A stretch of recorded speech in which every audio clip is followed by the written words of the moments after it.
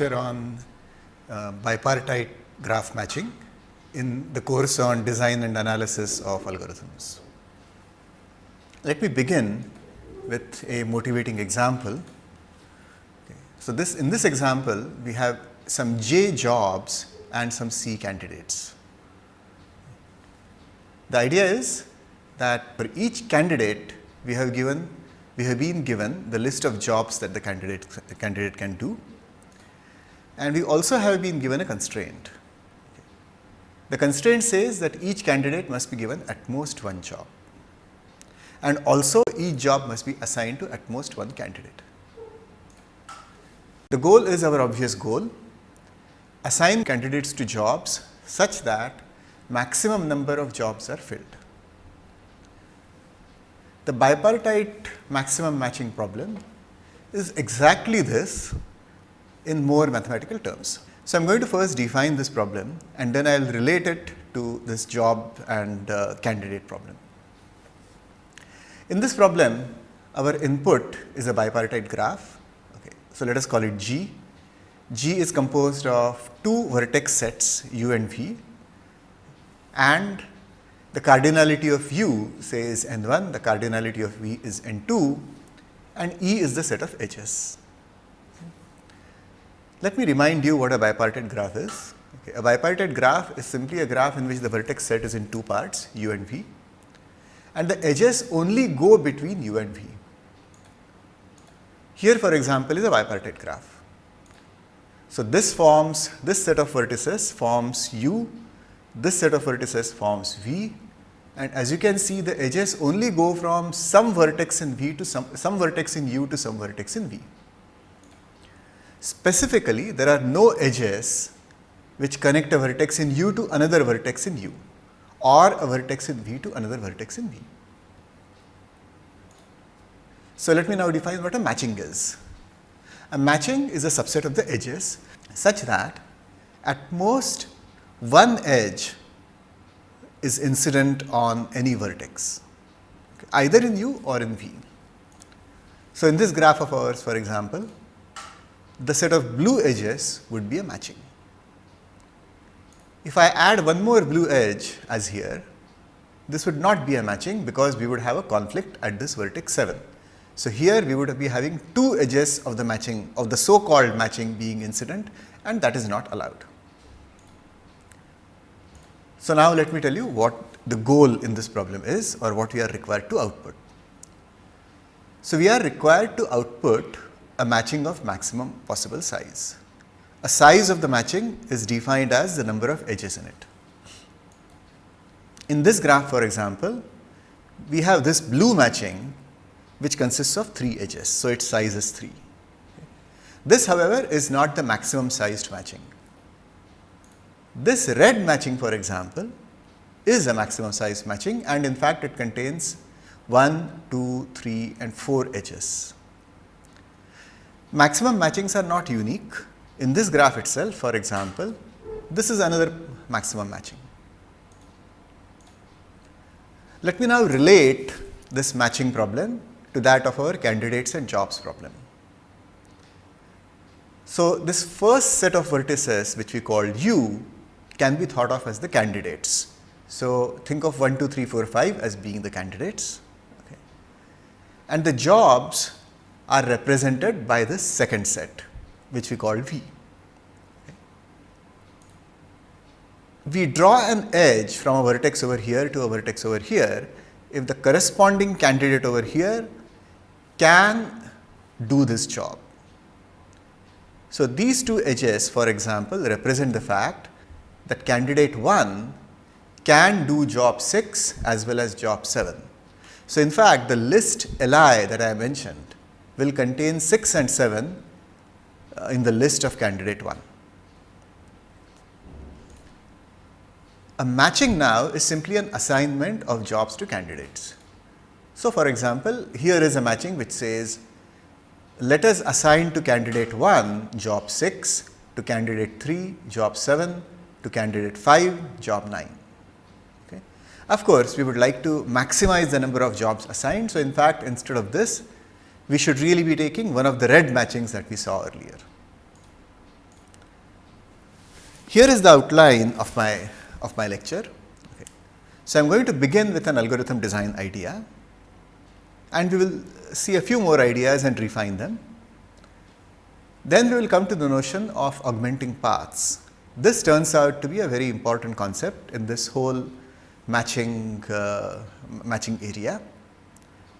That will, understanding augmenting paths will lead us to a reasonably clean, simple, high level algorithm.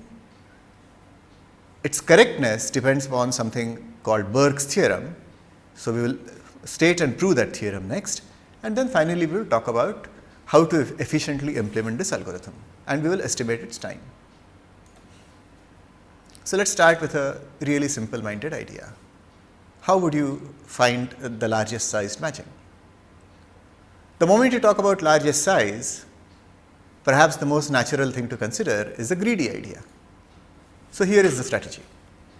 So, we look at all the edges and maintain a set called M, and we keep on adding edges into M till no more edges can be added.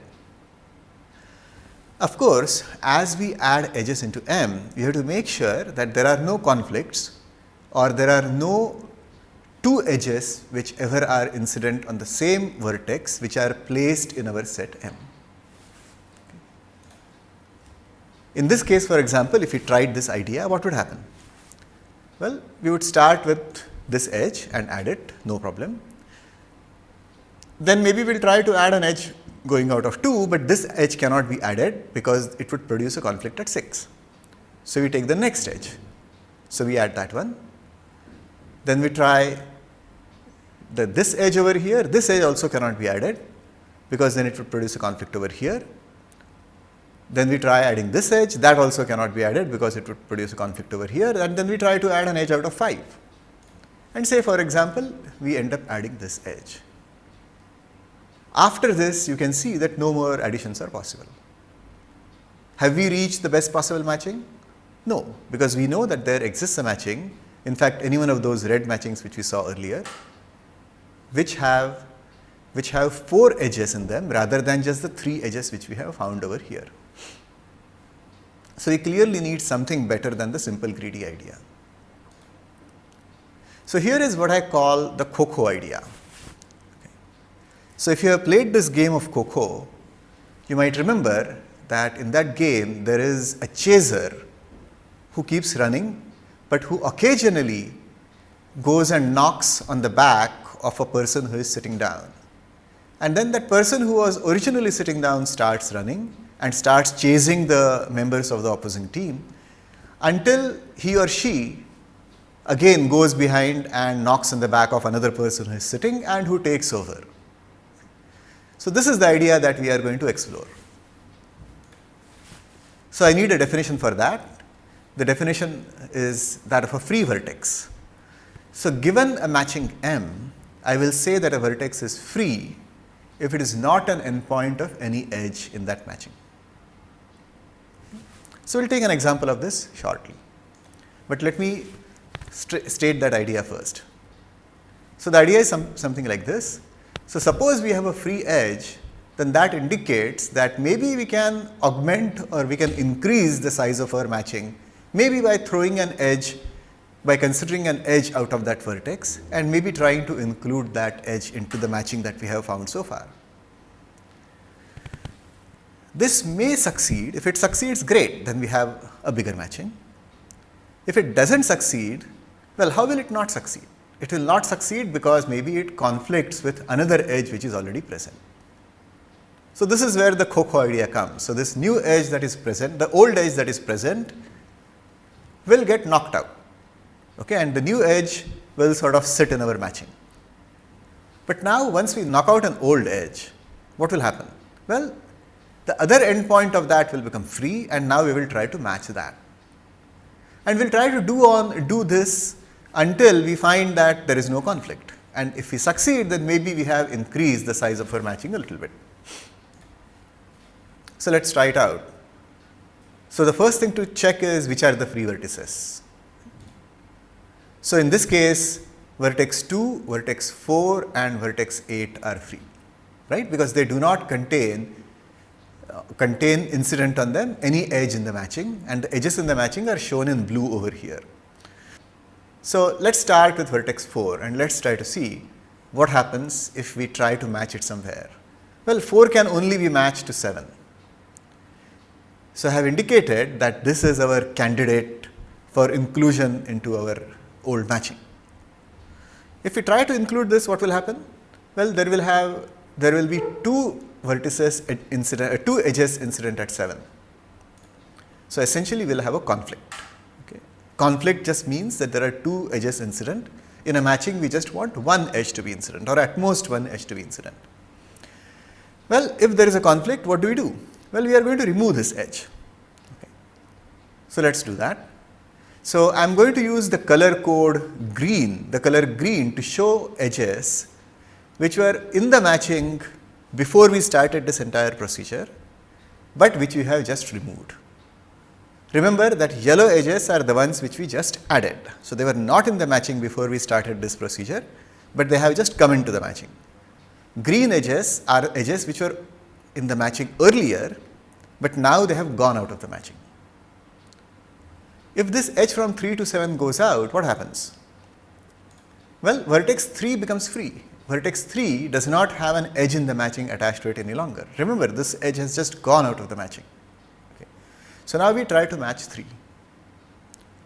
Well, we could try and match it back again to 7, but that seems foolish. We just removed this edge. So we should not try to put it back again. So let's try to do something else. So the only other thing we can do is add in edge 3 to 9. So let's try doing that. So now this yellow edge, this yellow color says that this edge has entered our matching and it was not there originally. Well, what does this do? It produces a conflict at 9. How do we eliminate that conflict? Well, we remove this edge. So this edge goes out of the matching and therefore we color it green. Now what happens? Now vertex 5 is free, so we try to match it. When we do match it, we match it to 8, and interestingly there is no conflict. So this is the basic step that I mentioned. This is the COCO step sort of that I mentioned. Let us see what it has accomplished. So we ended adding 3 edges. Which are the 3 edges we added? Well, these 3. This yellow edge, and this yellow edge. So these 3 edges we added. Okay. So now you know why I colored those edges very, very carefully, so that I can keep track of what exactly happened. What happened to the edges earlier in the matching? Well, some of them stayed. This edge was there in the matching earlier, it stayed. But this edge which was there in the matching earlier went away. This edge which was there earlier in the matching, that also went away. But 2 edges went away and 3 edges came in. So now we have a better matching which consists of this edge, this edge, this edge and this edge. So earlier we had 3 edges in the matching, now we have 4 edges in the matching. Okay. Now the colors are going to tell us something more interesting about what exactly happened. And in fact, it makes sense to ask exactly how we traverse this graph in this entire process. So as we executed this process, we really traversed a path in the graph. So we started at vertex 7, then we added edge 4, 7, then we removed edge 7, 3, then we added edge 3, 9, then we removed edge 9, 5, and then we added edge 5, 8. Okay, so that's exactly what happened. This, and this. In fact, there is a more interesting pattern out here. Okay. So let me show you what that pattern is. Let me take this vertex 3 and let me drag it over here. So now you should be able to see what that pattern is even more clearly. So if I look at the first edge on this graph, okay, it's yellow. The second edge on this path is green, the next edge on the path is yellow, again it's green, again it's yellow. So in fact, the colors of the edges alternate along this path. And that is of course to be expected. Okay. Why? Because we alternately added and removed edges. In fact, there is one more interesting thing. So, whenever we were adding edges, we were going forward in the graph and we were following edges which were originally not in the matching. When we removed edges, we were following edges which were originally in the matching, but we were going backwards in the graph. And similarly, again we go forward, backward, and finally forward again. So, you see that what we did, the path we traced, and this entire procedure has lots of interesting properties. And in fact, this path that we traced, okay, is so important that it is given a name. It is called an augmenting path. So, given a matching, there is a notion of an augmenting path. An augmenting path is a sequence of vertices v1, v2, vk, such that the first vertex is in the set u in the graph, okay, the left, the set of vertices on the left corresponding to the vertex 4 that we started off with, okay, and it is a free vertex. That is exactly how we started our construction. The last vertex is also free, because that is what enabled us to discover an extra edge. And then the intermediate vertices, well, the vertex from v1 to v2 was originally in the graph, but not in the matching. And that is exactly what this set E minus m is supposed to denote. E is the set of edges. From that, I remove the set of edges which were in the matching earlier. So, this edge v1, v2 is now is supposed to be in this set E minus m. The next edge on the path, however, v2, v3 is a backward edge and it belongs to the matching, okay, and this edge is a forward edge. So, we go forward, then we go backward, okay, then we go forward again potentially. Okay. Again we follow an edge which is not in the matching and we go forward, and maybe we go backward again, and we do this several times until we end with a vertex in this set V. That is what an augmenting path is. The operation of taking an augmenting path P and a matching M and generating a new bigger matching, which we just did, we will abbreviate as M symmetric difference P. Why is this called symmetric difference? Well, here is a definition of this circle plus operator. We will define Q circle plus R or Q symmetric difference R as the set of elements in Q or in R, but not in both.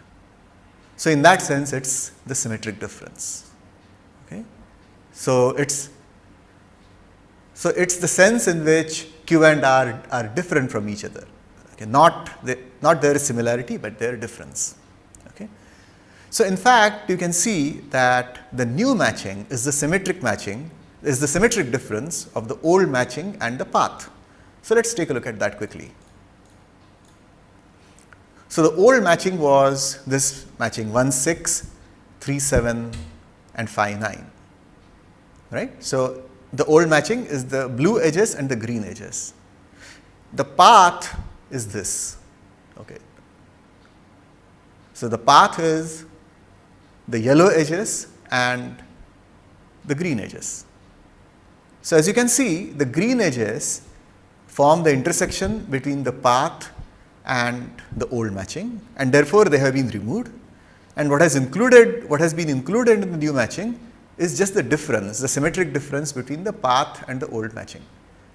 So, these are edges which are in the path, but not in the matching. This is also an edge which is in the matching, but not in the path, and so the new matching will just contain this and these. Okay. So, augmenting paths play a big role, seem to play a big role when we want to increase the size of our matchings. Okay. In fact, Edmonds, who was an eminent computer scientist from the previous century, okay, who was one of the who could even be called as one of the founders in some sense of analysis of algorithms. Okay. So, I am going to describe an algorithm which is credited to Edmonds. Okay. So, the algorithm is essentially based on this idea of augmenting paths. So, we start off with M, which is an empty matching, okay, which is an empty set. So there is nothing in it. And then we keep on finding an augmenting path. So we check if there is an augmenting path P for this M defined in this sense. If there is, then we perform this operation and set M to the result. We keep on doing this until we discover that we cannot augment our current matching. The moment that happens, we stop and we output M. So this is the algorithm. Does it seem reasonable? Well, yes, it seems reasonable. We seem to be adding edges if possible, but there is the old problem which we had with our greedy idea as well. What if we discover that there is no augmenting path? Can we stop then really? Or is it possible that maybe there is some bigger matching which we will not find using this idea? So this possibility can be ruled out, and this is done by a theorem attributed to Birch. So here is what Birch's theorem says.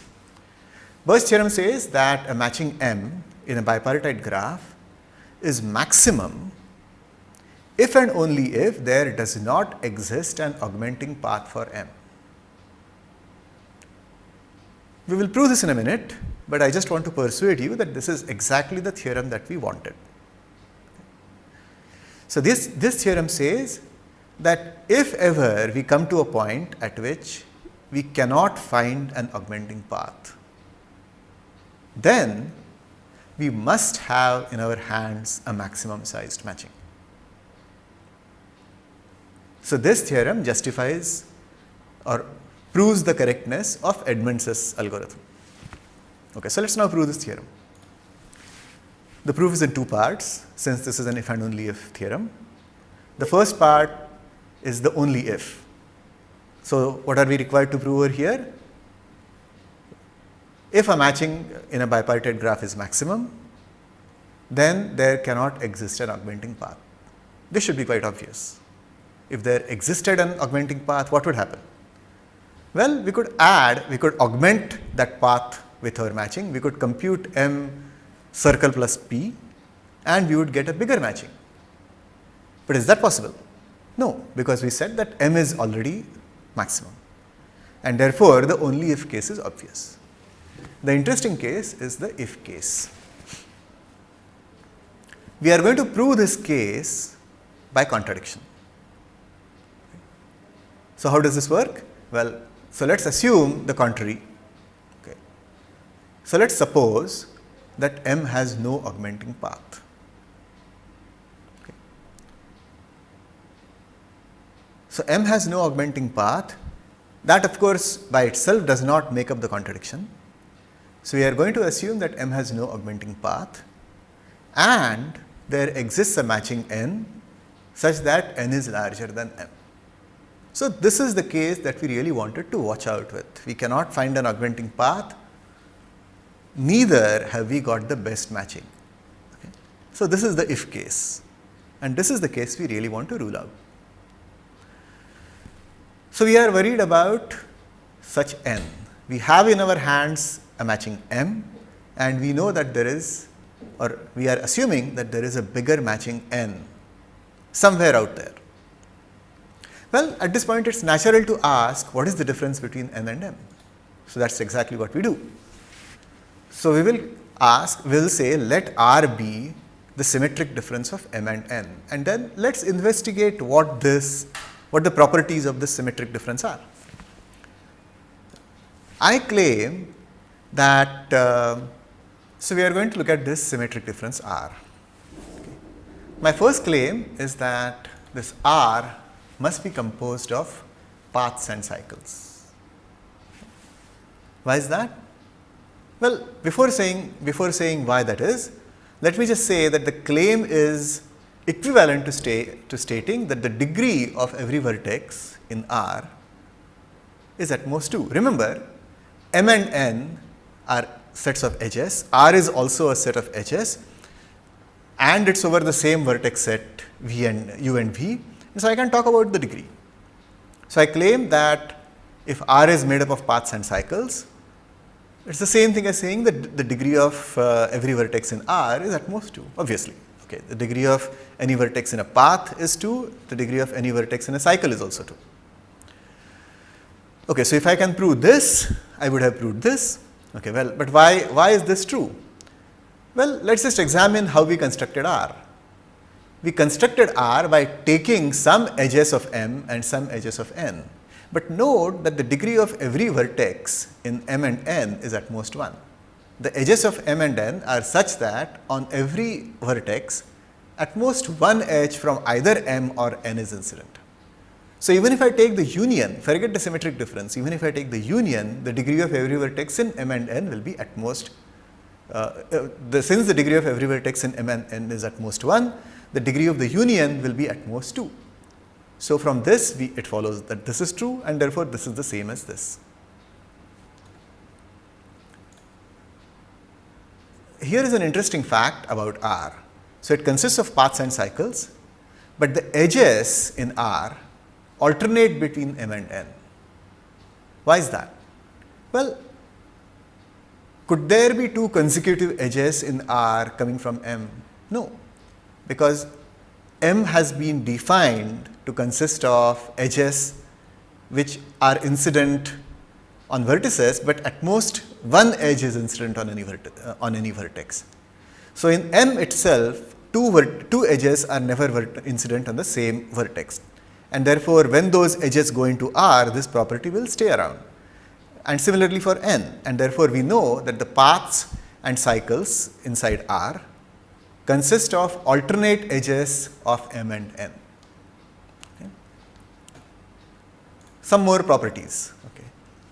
What is R? Well, R is the symmetric difference. So that's as good as saying that we take the union and then we remove the intersection. Okay. So the size of R is size of N plus the size of M minus the size of the intersection. Okay. But note that N has bigger size than M. So we subtract something, but in the end, we subtract something which is common to both N and M. So in the end, R must have more edges in it from N rather than from M. So we just have to examine the implications of this. Let's look at cycles first. Each cycle consists of an equal number of edges from both M and N. So if we just look at cycles, this fact cannot be explained. Okay. So what must happen? There has to exist a path which must contain more edges from N. Okay. If it contains more edges from N, what do we know about such a path? Well, let's take a picture. Let's draw a picture over here. Okay. So here is this path. Okay. It contains more edges from N. So let's say the N edges are in black. So if it contains more edges from N, clearly the first edge has to be from N, then from M, then from N, then from M, okay? And finally the last edge has to be from N.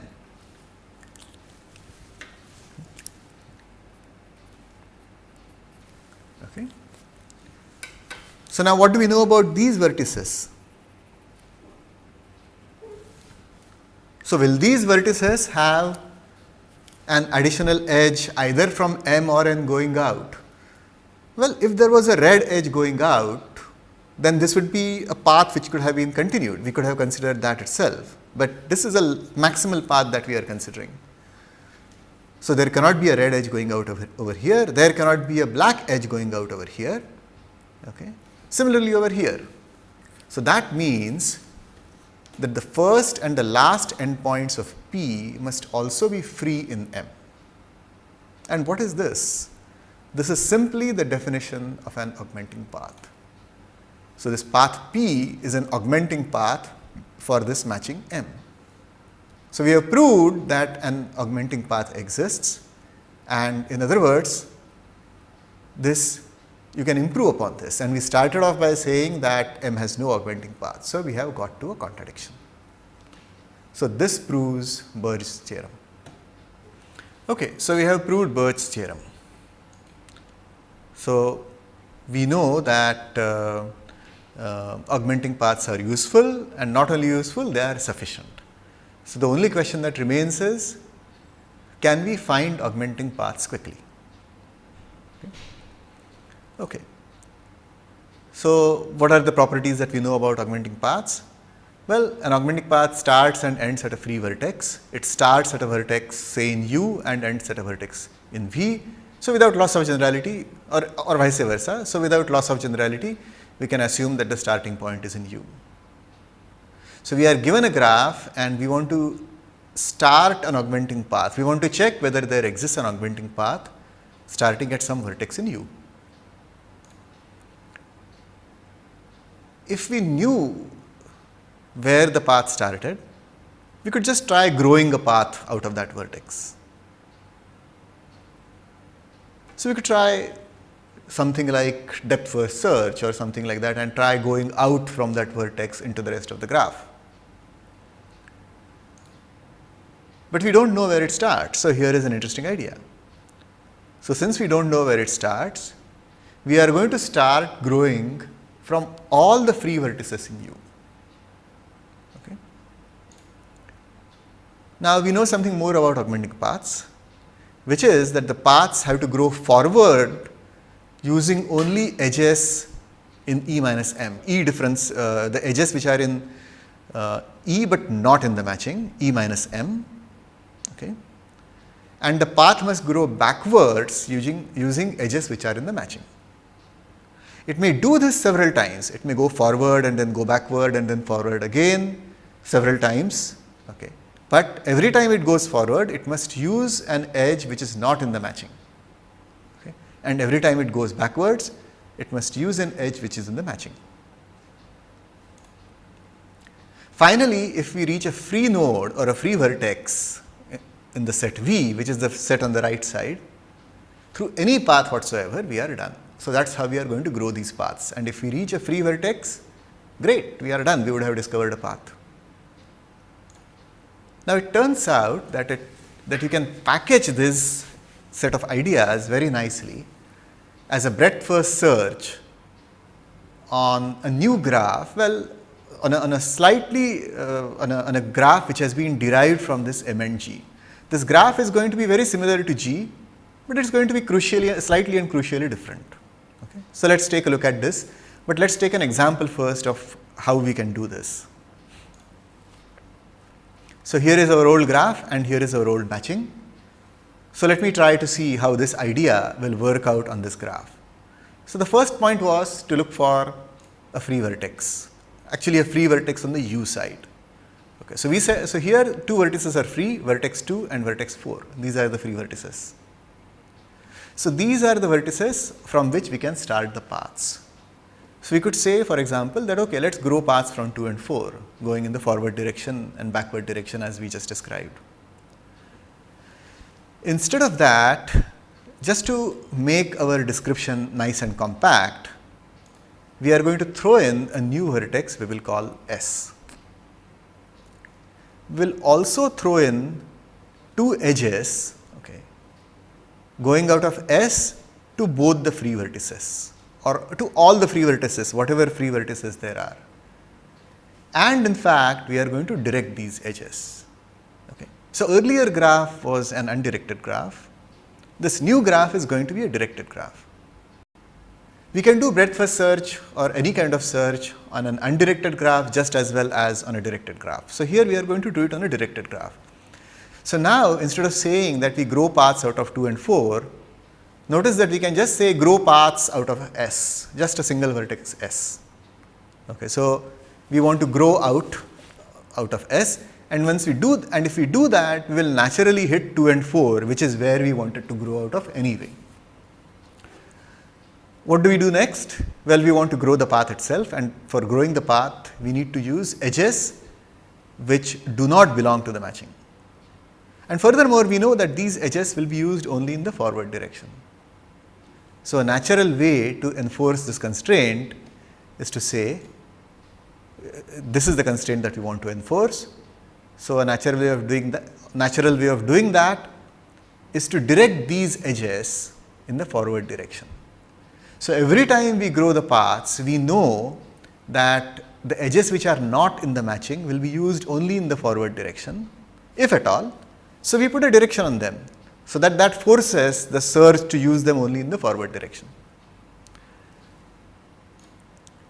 Now what happens when the path, the augmenting path goes backwards? Well, it uses edges which are in the matching. If it uses edges which are in the matching, it only uses them going backwards. So we put backward arrows on this. So the idea now is we start over here, we go forward, we are allowed to go forward, then we are allowed to go forward using edges not in the matching, we can come back, we can go forward, we can come back.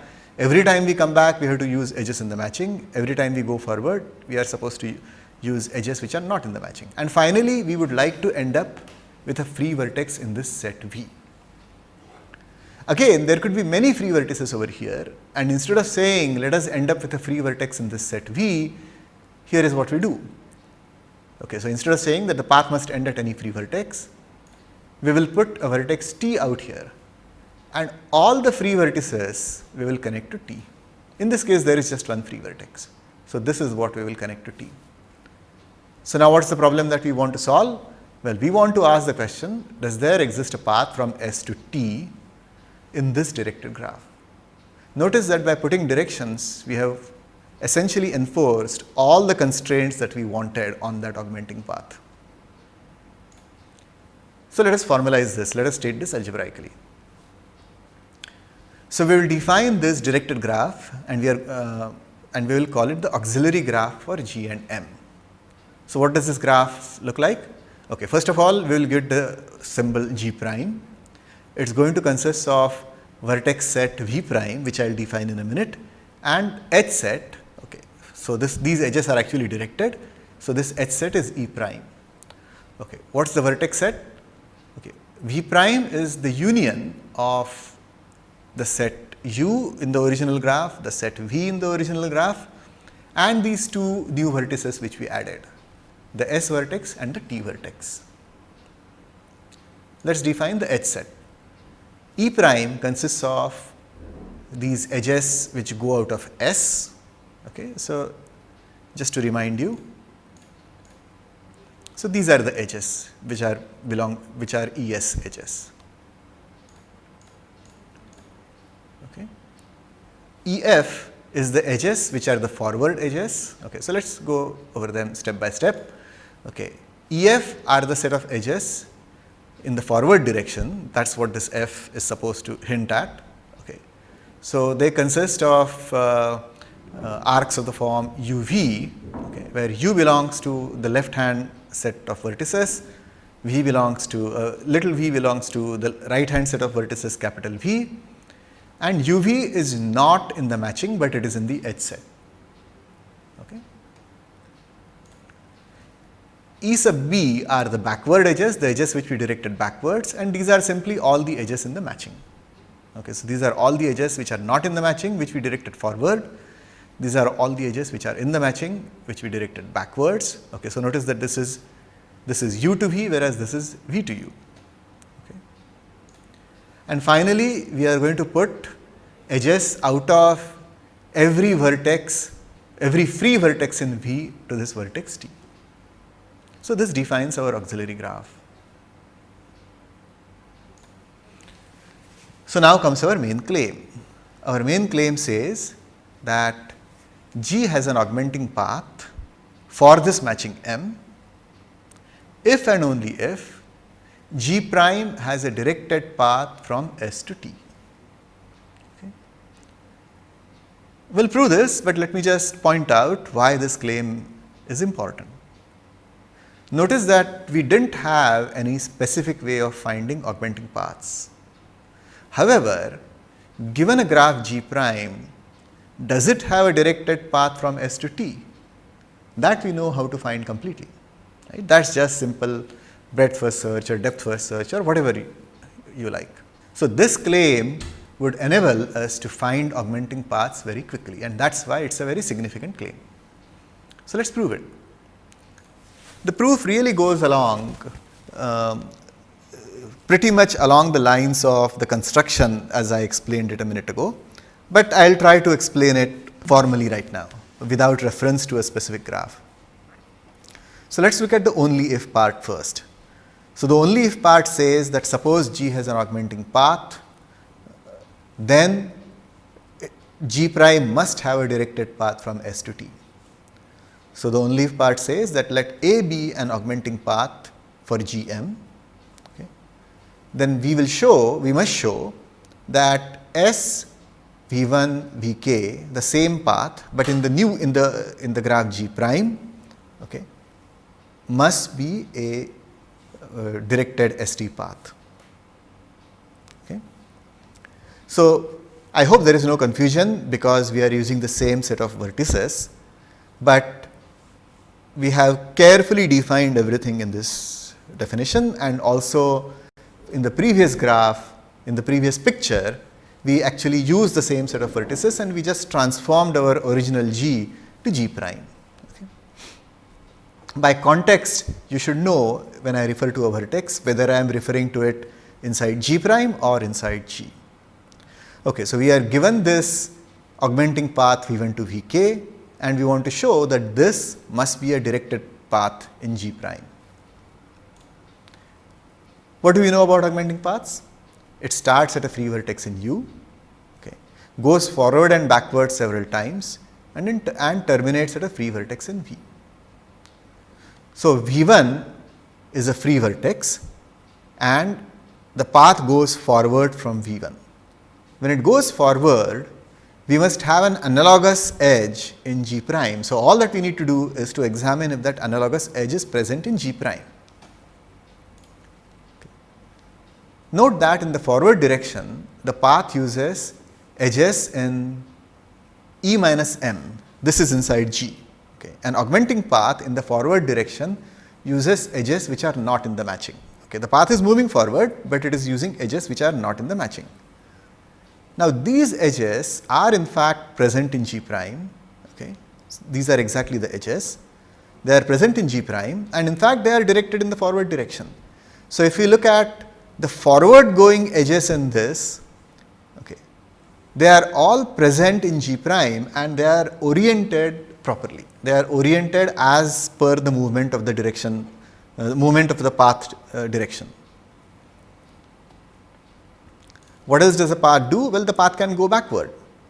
When it goes backward, it uses the edges of M. But these edges are also present in G prime and they are directed backwards. So again, this is exactly what we wanted.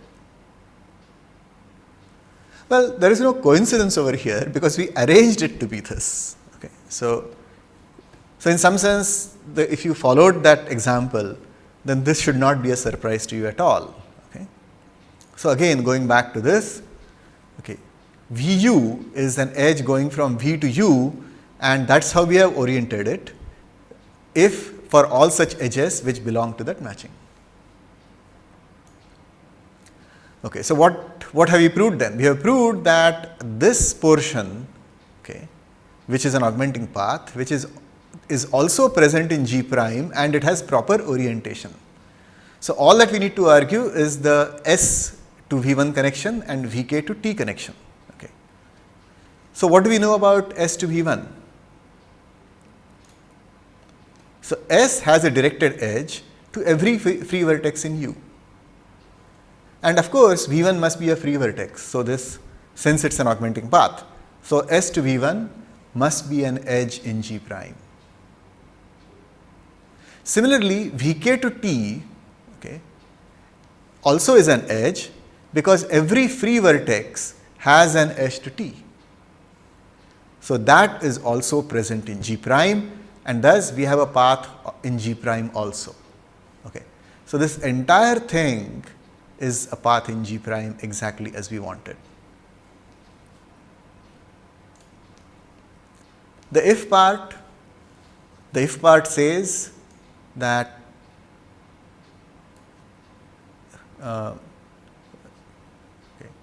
if G prime has a directed path from S to T, okay, then G must have an augmenting path. So in fact, you will see that exactly the reverse of this reasoning will accomplish the if part also. Okay, so let's summarize what we have done. Okay, so we have defined this auxiliary graph, and using the auxiliary graph, all we have to do is just find a path in it, okay, and we get an augmenting path. So we find a path from S to T and we get an augmenting path. So now that brings us back to our algorithm. Okay, so that brings us back to our algorithm. Okay, so we just have to build up on this step of finding an augmenting path, but we just know how to do that. Okay, so here is our augmenting path procedure. Okay, so we construct G prime just as we defined a minute ago. Then we find P, the path from S to T. We can use breadth first search for it, or we can use depth first search, doesn't really matter, but somehow we do it. And then if P is not null, then we delete S and T and return that augmenting path. This returned path will be used over here to augment the matching. So let's now analyze this. So let us say N denotes the cardinality of U plus the cardinality of V, or the total number of vertices. Let M denote the cardinality of the H set of the original graph. And let us assume that the graphs are represented in the adjacency list representation. In fact, we will keep M also in some adjacency list representation, just for the simplicity of thinking about this whole thing. Okay. So what do we know now? Well, we have to analyze what the time for constructing G prime and G prime is, and doing the breadth first search and so on. So here we construct this graph G prime. So how did we do that? So we took G and we took the matching, and we took its union, we oriented the edges. So in any case, that can be done in time proportional to the sizes of the two graphs, which is O of M plus N. The next step over here is to find the path from S to T using BFS. BFS, breadth first search, takes again time O of M plus N. So this step also takes time O of M plus N. So both of these steps take time M plus N. Time for this entire procedure, okay, I claim this is going to be O of M plus N. This entire procedure augmenting path. Okay. That's because this part, deleting S and T, can be done in constant time, and therefore this entire thing is just the sum of this plus this, which is O of M plus N. Okay, so this takes O of M plus N time. So the only question that remains is, how many times do we augment? Well, and how do we do this augmentation itself? Okay. In fact, in M plus N time, you can compute M augmented with P also, because that's just going over the graph completely once. Even that will just take time O of M plus N. How many augmentations do we do? Well, what do we know about the matching size? Okay. The matching size is at most n by 2, since the number of vertices is n, and so the number of augmentations is going to be at most n by 2. So now we know what the total time is. The total time is n by 2 multiplied by this, or in other words, it is O of n times m plus n. M is typically larger than n, and so we can write it as O of mn. So that completes the analysis of the algorithm, the description and the analysis of this algorithm. So let me make a few concluding remarks. We can actually think of this algorithm as an iterative refinement procedure. Okay. What does that mean? Well, we have a matching currently, and then can we improve it by making a small change? So an augmenting path essentially allowed us to determine if a small change can be made. This is not the fastest algorithm. In fact, an M root n algorithm is known, not just Mn. Okay, so M root n algorithm is known. Okay. And in fact, we can define this problem for non-bipartite graphs. Okay. So that also turns out to be useful very often. And as it turns out, that similar bounds can be found for the non-bipartite case. Okay. So maximum matching can also be found in non-bipartite graphs, okay, in the same time as above, but the algorithm is much more complicated. Okay. And I will stop here.